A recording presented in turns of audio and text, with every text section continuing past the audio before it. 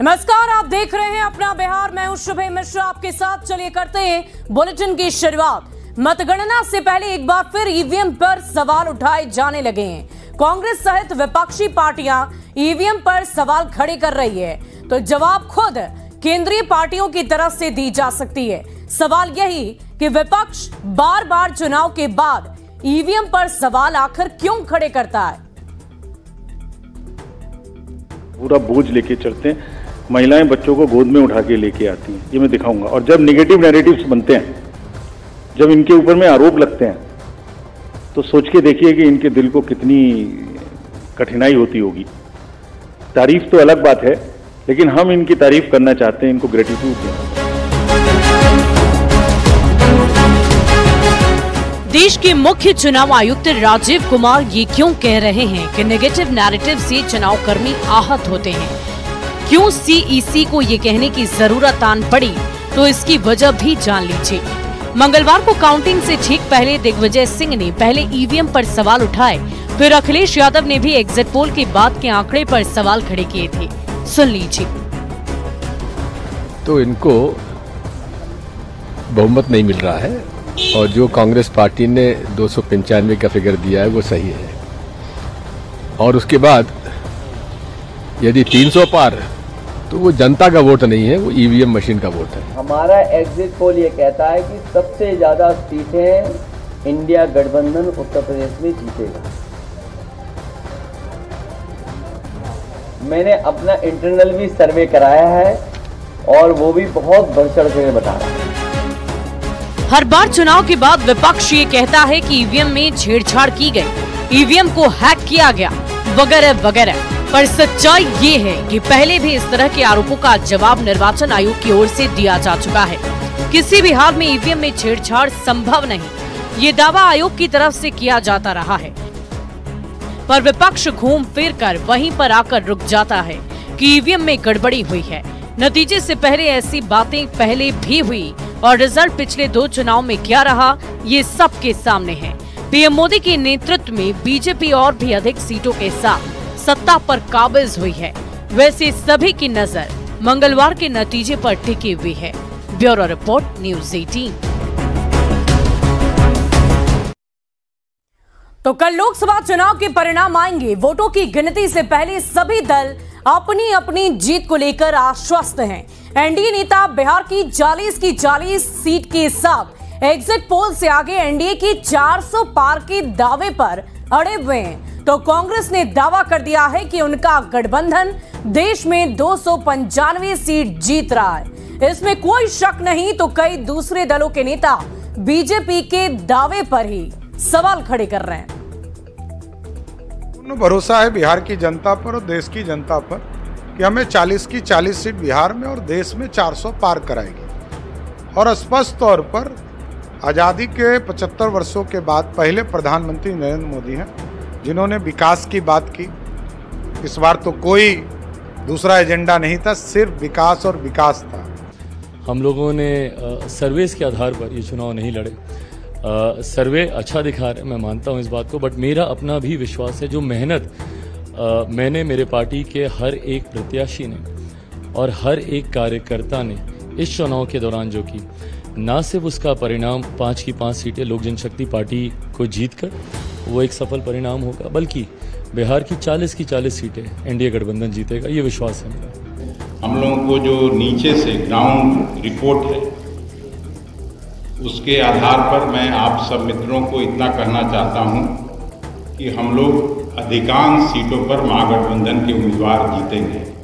चाहे वो खगड़िया की सीट हो, सीपीएम लड़ी है, चाहे काराकाट की सीट हो जो माले लड़ी है, उस तरह से राष्ट्रीय जनता दल 1 दर्जन से ज़्यादा सीटों पर है, आगे है। 6 से 7 सीट निश्चित रूप से कांग्रेस पार्टी जीत रही है, ये मैं कह सकता हूं।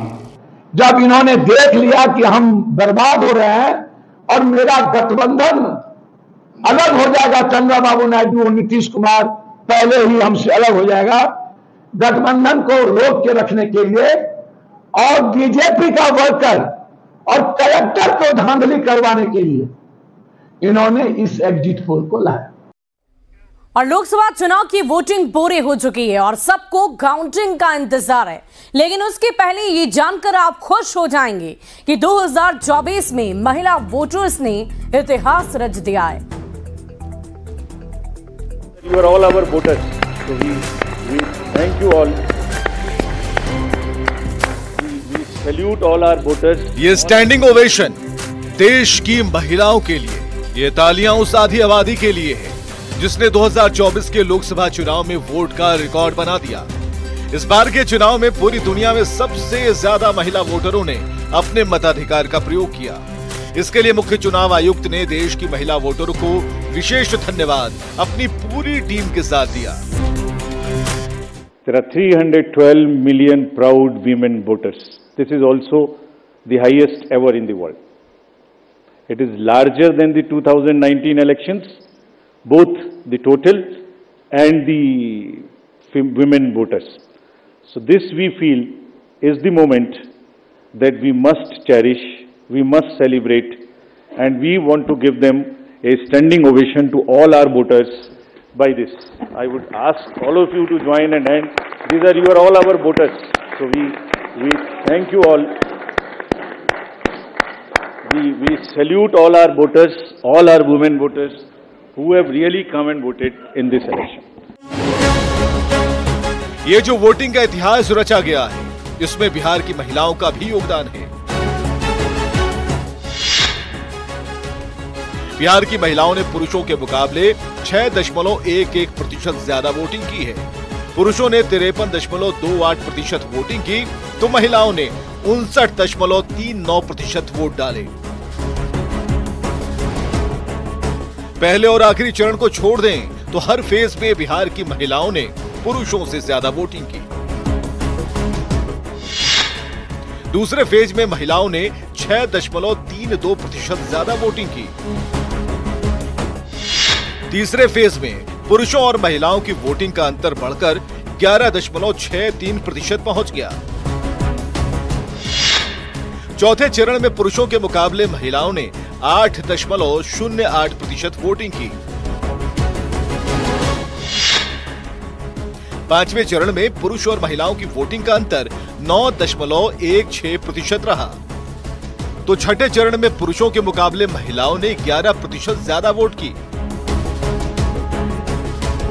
हालांकि सातवें और आखिरी चरण में महिलाओं की वोटिंग पुरुषों के मुकाबले 1.67% कम रही, लेकिन 7 चरण मिलाकर बिहार की महिलाओं ने पुरुषों के मुकाबले 6.11% वोटिंग की, जो मिसाल है। Bureau report, news 18।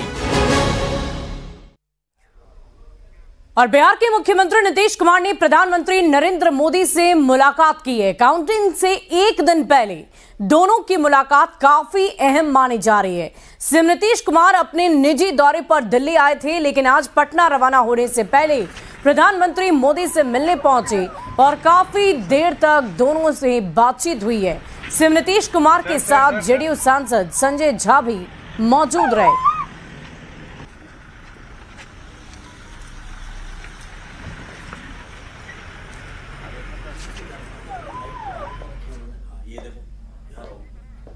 तो थोड़ी देर में अमित शाह से मुलाकात का जिक्र किया जा रहा था, लेकिन बिहार के मुख्यमंत्री नीतीश कुमार पटना के लिए रवाना भी हो गए। और ये तस्वीरें उस वक्त की हम आपको दिखा रहे हैं जब प्रधानमंत्री से मुलाकात करने बिहार के मुख्यमंत्री नीतीश कुमार पहुंचे हुए थे।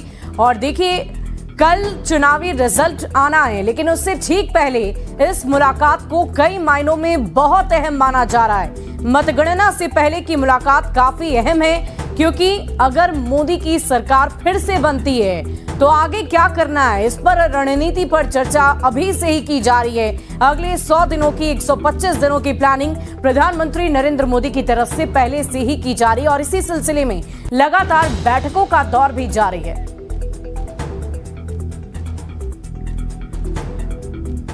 और मुख्यमंत्री नीतीश कुमार की दिल्ली में केंद्रीय गृह मंत्री अमित शाह से भी मुलाकात होनी थी, लेकिन दोनों के बीच फोन पर ही बात हो गई।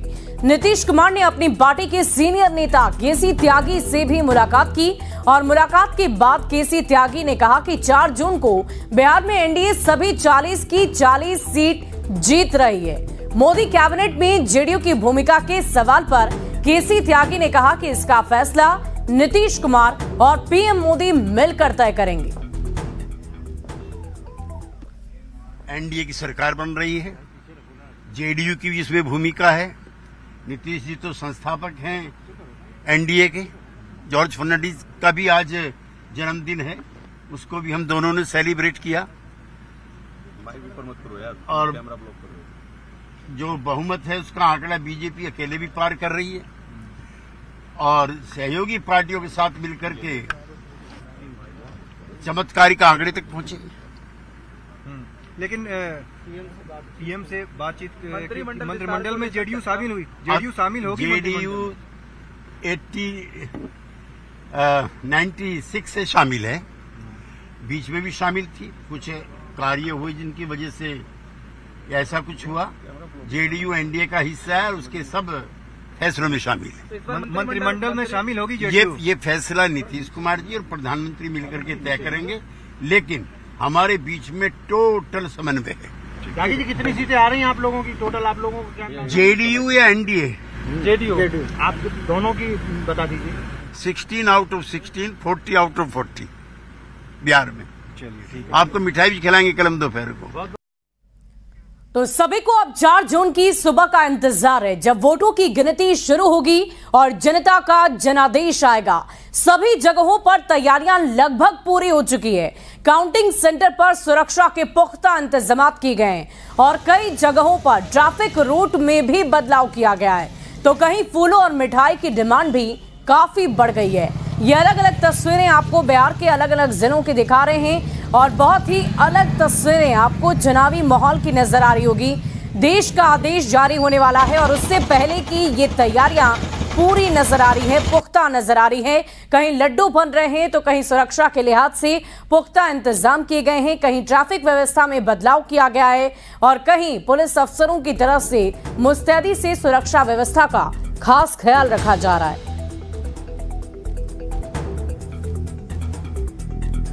तो काउंटिंग की बारी और तैयारी पूरी। दरभंगा, सिवान, जहानाबाद अलग अलग जिलों की तस्वीरें हम आपको दिखा रहे हैं कि कैसे किन किन जिलों में तैयारियां वृहद स्तर पर की गई है।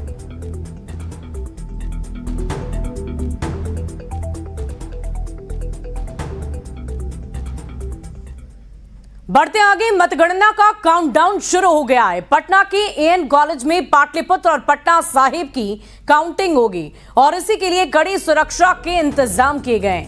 मुख्य निर्वाचन पदाधिकारी और डीएम हर एक चीज की निगरानी खुद ही कर रहे हैं। और अधिक जानकारी दे रही है न्यूज 18 संवाददाता विनीता मिश्रा। चुनाव संपन्न हो चुका है और अब कल मतों की गिनती होगी। उसके लिए एएन कॉलेज में सख्त सुरक्षा व्यवस्था की गई है। खुद जिला प्रशासन, मुख्य निर्वाचन पदाधिकारी हर एक चीज की निगरानी कर रहे हैं। सर, कल काउंटिंग का दिन है, महत्वपूर्ण दिन है, क्या कुछ तैयारी हुई?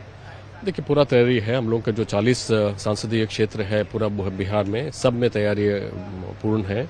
बाकी जिला पदाधिकारी, जिला आरक्षी पदाधिकारी, उनसे भी मेरा बात चल रही है। हम लोग सुरक्षा का पक्का इंतजाम किया है। जो इनर मोस्ट गार्डन है उसमें हमारा सीएपीएफ तैनात है, बीच वाला में बीसैप तैनात है, उसके बाहर में डीएपी है। हम लोगों को भारत निर्वाचन आयोग ने 18 कंपनी एडिशनल सीएपीएफ दिया है ताकि कोई बदमाशी ना करे।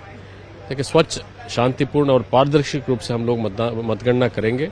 किसी को कहीं कंफ्यूजन नहीं रहने देंगे। अगर मन साफ है तो, अगर जानबूझ करके कुछ बदमाशी करेंगे तो उसके लिए, उसको निपटाने के लिए भी हमारे पास पूरा तैयारी है। यहाँ पे जो है, जो काउंटिंग सेंटर के सामने वाला जो व्यवस्था है वहाँ पे व्हीकल एंट्री अलाउड नहीं है, एक्सेप्ट इमरजेंसी व्हीकल्स। और बाकी जो है ट्रैफिक प्लान जो है मीडिया में दिया जाएगा। कुछ ही देर के बाद जो है हम और एसएसपी साहब मिलकर इसको आपको शेयर कर लेंगे। जो सुरक्षा कर्मी हैं उनकी तैनाती एएन कॉलेज के आसपास की गई है। कहीं भी कोई चूक ना हो, इसकी जो पुख्ता तैयारी है वो जिला प्रशासन की तरफ से, निर्वाचन आयोग की तरफ से कर ली गई है। कैमरामैन अमित के साथ विनीता मिश्रा, न्यूज 18 पटना। और सभी को 4 जून को होने वाली वोटों की गिनती का इंतजार है। चुनाव प्रचार के दौरान पीएम मोदी ने मनेर के लड्डू तैयार रखने का आह्वान कर दिया था, जिसके बाद नतीजों से पहले भारी मात्रा में लड्डू तैयार किए जा रहे हैं। पीएम मोदी की चर्चा के बाद मनेर के लड्डू की डिमांड काफी ज्यादा बढ़ गई है। बीजेपी के लोग बहुत बड़ी संख्या में मनेर के लड्डू का ऑर्डर दे रहे हैं। तो इंडिया अलायंस के लोग भी पीछे नहीं हैं। वो भी अपनी जीत को लेकर बेहद आश्वस्त हैं और अपने हिसाब से जश्न की तैयारियों में जुटे हुए हैं। बिहार में मनेर का लड्डू काफी लोकप्रिय माना जाता है। मिनिस्टर जी जो है नरेंद्र मोदी, वो भी ये लड्डू के बहुत बड़ाई की है, और भी लोग को और जागा है भाई मनेर का लड्डू लेके चलना है। डिमांड तो कुछ बढ़ा है लड्डू का, मतलब में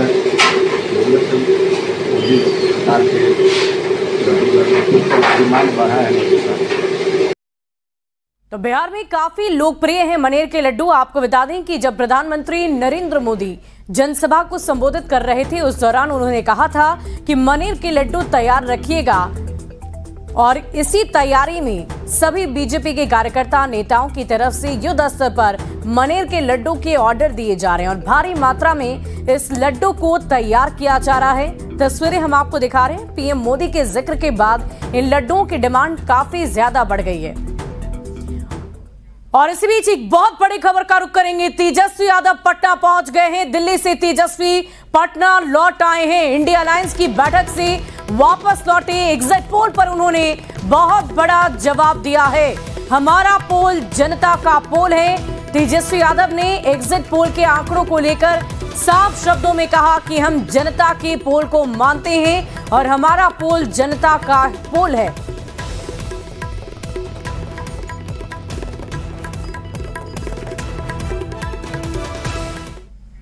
और फिलहाल इस बुलेटिन में अभी के लिए बस इतना ही, लेकिन न्यूज़ 18 बिहार झारखंड पर खबरों का सिलसिला लगातार जारी है।